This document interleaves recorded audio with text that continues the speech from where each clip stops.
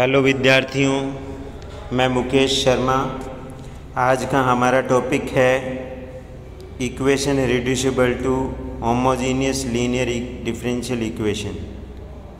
Cauchy linear equation का ही यह पार्ट है। यह बीएससी पार्ट द्वितीय के पेपर डिफरेंशियल इक्वेशन के यूनिट नंबर 2 में स्थित है।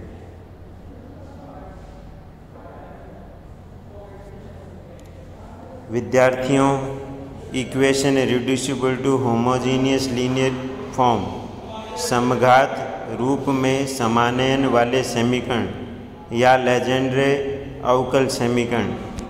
आप ध्यान से देख सकते हैं विद्यार्थियों, हम इसको रीड करते हैं। ये इसकी स्टैंडर्ड फॉर्म होती है a + bx की power n dny/dxn plus a1 bracket में a + bx की power n-1 dny/dxn-1 plus dash dash dash an-1 a + bx dy/dx plus any बराबर qx। ये इसकी स्टैंडर्ड फॉर्म होती है। इसको अपन सॉल्व करने के लिए log a + bx को z मानना है। जैसे ही आप मानोगे, थोड़ी कैलकुलेशन करोगे तो आप यह पाओगे कि a + bx की पावर n dny/dxn को आपको ये लिखना है bn dny/dzn। इसी तरीके से a + bx n-1 dn-1y/dxn-1 को आपको लिखना है bn-1 dny/dzn-1। ये आपको लिखना है।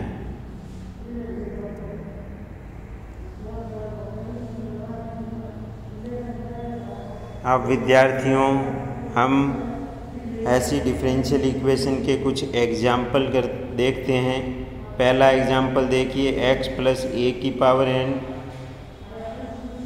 a का स्क्वायर है। ये ध्यान दो, ये a का स्क्वायर है। x + a का स्क्वायर d²y/dx² माइनस का 4x + a dy/dx प्लस का 6y बराबर x। ये आपको समझ में आ गया। ध्यान दें, यहाँ n की जगह 2 है। दूसरा सवाल देखिए, 1 + 2x का स्क्वायर d²y/dx² माइनस का 6 1 + 2x dy/dx प्लस का 16y बराबर ये 8 1 + 2x का होल स्क्वायर। इसी तरीके से तीसरा एग्जाम्पल आप देख सकते हैं, 16x + 1 की पावर 4 d की पावर 4y/dx की पावर 4 प्लस चिन्ह में x + 1 का होल क्यूब d³ तो इस तरीके से आप इसको देख सकते हैं। ये देख सकते हैं चौथा एग्जाम्पल, 3x + 2 का square d² plus 5 3x + 2d minus का 3y बराबर x² + x + 1। तो इन सभी सवालों को जब हम देखते हैं तब आप यह पाओगे कि इसमें जैसे पहला एग्जाम्पल है, x + a का स्क्वायर है, n की जगह ध्यान रखना 2 है तो d²y/dx d²y/dx² है। फिर x + a है तो dy/dx है। तो इस तरीके से दूसरा एग्जाम्पल देखो, 1 + 2x का होल स्क्वायर है तो d²y/dx² है। फिर अगले पद में 1 + 2x है तो dy/dx है। तो इस तरीके से ये इक्वेशन रिड्यूसिबल टू होमोजीनियस के फॉर्म है।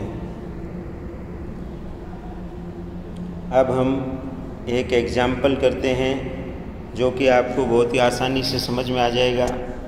पहला एग्जाम्पल है, x + a का स्क्वायर d²y/dx² माइनस का 4x + a dy/dx प्लस का 6y बराबर x। ये आपको सवाल दे रहा है। आपको हमने बता रखा है log x + a जो भी यहाँ हैं वो आपको log में मानना है z के बराबर। तो x = आप ये ध्यान दीजिए, x = 100 होके e⁻z - a। फिर आपको हमने बता रखा है कि ये जो पूरी क्वांटिटी है उसको आपको डी माइनस का 1y लिखना है, ठीक है ना। उसको क्या लिखना है, डी माइनस का 1y, ये देखो ये। फिर ये इसको है तो ये माइनस का 4dy, ये 6y। फिर x है तो x आपको e की पावर z माइनस a लिख देना है। तो ये सोल्व होके हमारे पास में ये इक्वेशन आ जाएगी। इस इक्वेशन को हमें CFPI वाली मेथड से सॉल्व कर लेना है। तो सबसे पहले हम सहायक समीकरण क्या होती है, d की जगह m रख दो तो m स्क्वायर माइनस का 5m प्लस 6 बराबर 0। तो ये आ जाएगा m बराबर आज m माइनस 2 m माइनस 3 बराबर 0। तो m का मान आ गया 2,3, ये आ गया। तो हमने CF लिख लिया। ध्यान रखना विद्यार्थियों, यहाँ CF लिखते वक्त ज़्यादातर हमारा हाथ चलता है x लिख देते हैं, C1 e की power 2x plus C2 e की पावर 3x, नहीं, यहाँ पर z लिखना है आपको, ठीक है। अब हम आते हैं PI की तरफ। PI के लिए आपको हमने पहले भी बता रखा है, 1 में जो भी क्वांटिटी होती है वो लिखनी है आपको, और बराबर में जो राइट हैंड में e की पावर z माइनस है वो लिख दिया। फिर आपको अंदर इनको गुणा करा देनी है, ये गुणा करा दी। गुणा कराने के बाद में आपको चूँकि हमने बता रखा है e की पावर ax जब भी यहाँ आ जाता है, देखो ये रहा, ये e की पावर z है, तो z के पास में 1 है तो वो d की जगह आप रख सकते हो, तो ये इसका आ जाएगा। फिर ये कांस्टेंट है, तो इसको आप लिख सकते हो e की पावर 0z। फिर d की जगह आप क्या रख सकते हो, 0 रख सकते हो। तो ये देखो इन्होंने रख दिया, ये कुल मिला के ये आ गया।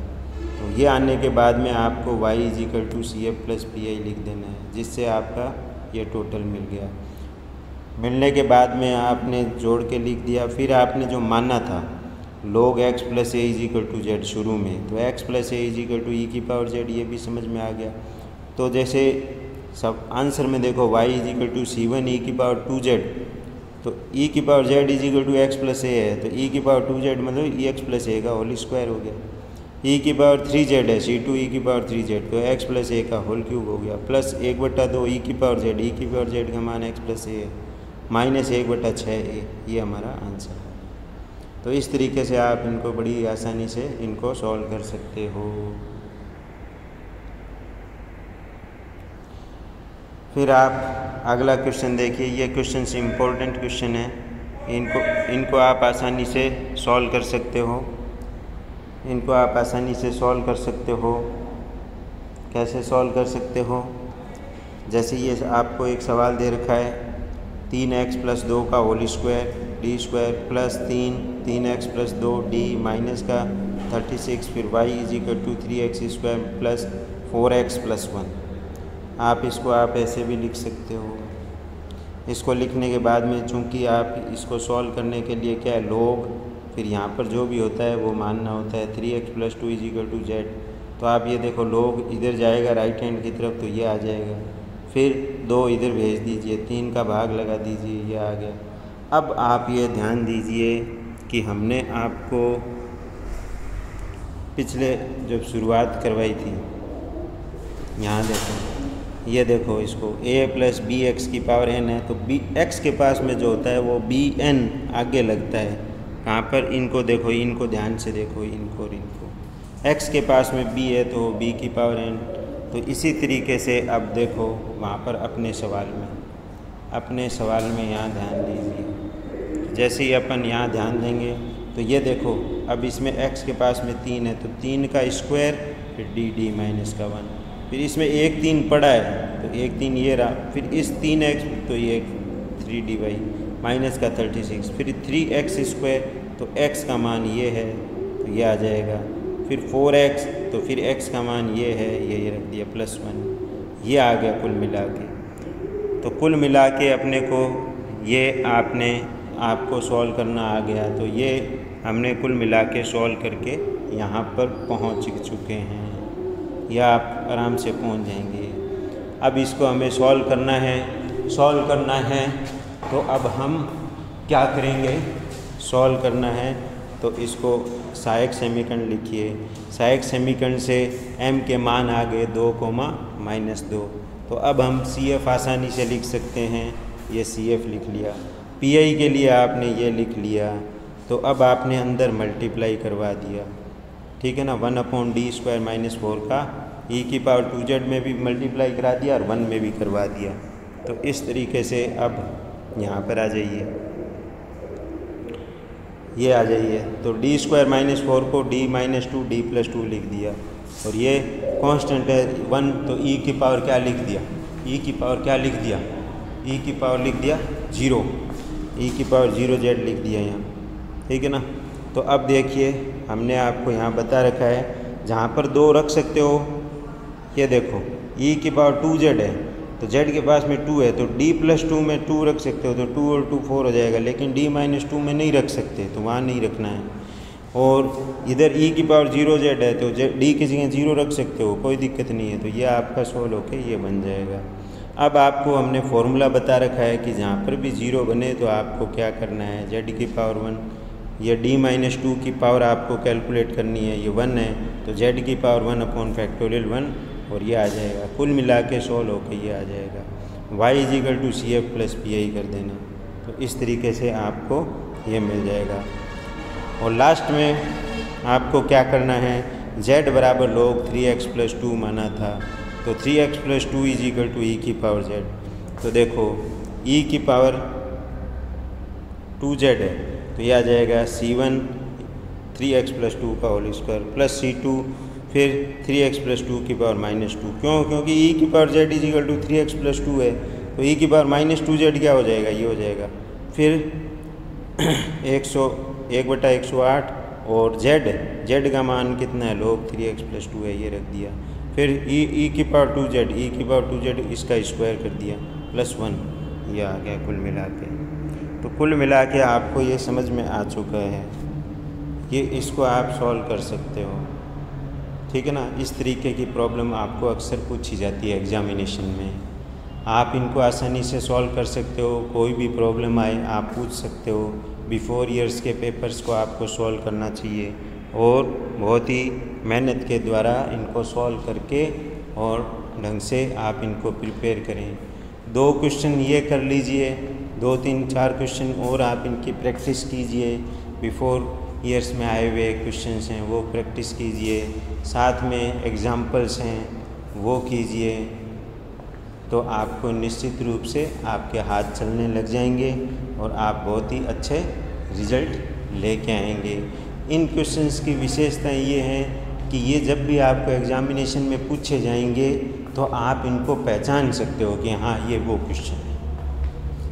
तो ये पहचानना डिफरेंशियल इक्वेशन के पेपर में सबसे बच्चे को जो हार्ड लगता है वो ये लगता है कि सिलेबस वो सारा करके जाता है, फिर वहाँ जाके वो ये देखता है कि अब इसमें कौन सा मेथड लगाएं, उसको ध्यान नहीं रहता है। तो इन कई डिफरेंशियल इक्वेशन हैं जिनको आप भली भांति परिचित हैं और देखते ही आपको ये पता लग जाएगा कि इसके अंदर यह मेथड लगाना है, ठीक है। कोई भी प्रॉब्लम हो तो आप पूछ सकते हैं। धन्यवाद।